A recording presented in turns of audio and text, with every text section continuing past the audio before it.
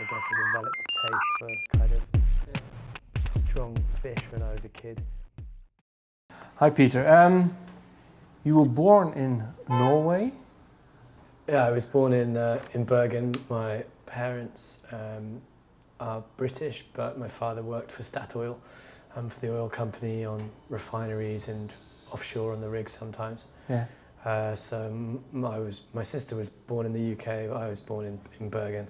We lived in Norway till I was maybe 5 or 6. Do you still remember? I remember vaguely some things, and we used to go back to visit friends and things. So, but I don't,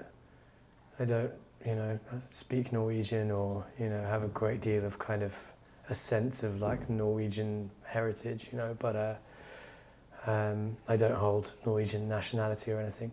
But yeah, we went back to Bergen actually for a show. Okay. Last year, and it was kind of felt familiar in a way. Like we drove past the hospital where I was born, and and it kind of felt like I didn't necessarily recognise the layout or anything because I was kind of young, but just aesthetically it seemed familiar, and it felt kind of like it wasn't entirely alien. So yeah, I kind of remember it, but not. Yeah, it's hard to explain. I remember when coming to England and saying to kids at school, they said, "What did you eat when you were younger?" And I'd say, "Caviar."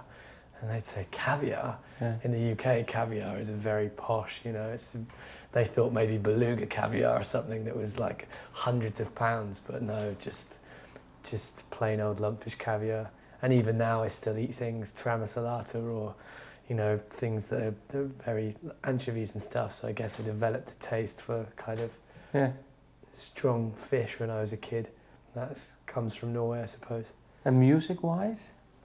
I was kind of too young. I mean, my parents listened to a lot of British and American, singer-songwriters, really. Well, my father was into kind of Led Zeppelin, and he still has a big, pristine vinyl collection of Led Zeppelin, Pink Floyd, pretty cool stuff.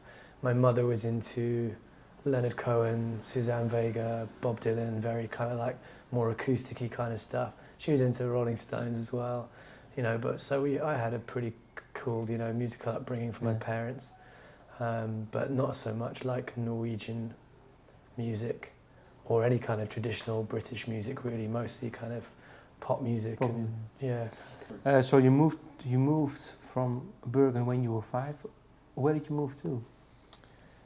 Initially to the south of England, to a town called Newbury, which is 60 miles west of London, just kind of middle England. It's prosperous kind of home counties. Berkshire, it's very kind of, it's fairly middle class, commuter territory. It's on the M4 motorway and on the train lines from the west of England, from Bristol and the West Country into London.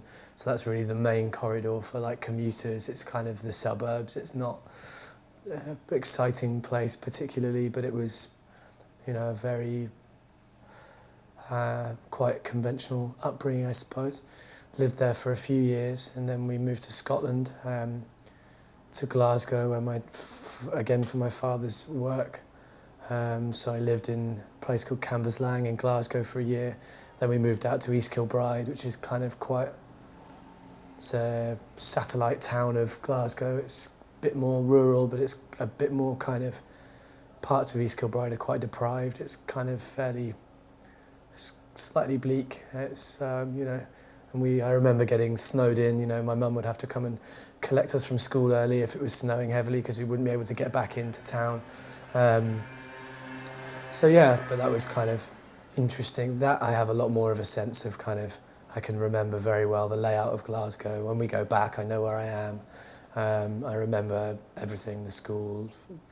There aren't huge cultural differences between England and Scotland, but there are some, there are regional things that I remember, different foods and different expressions. I had a strong Scottish accent when I was a kid at school as well.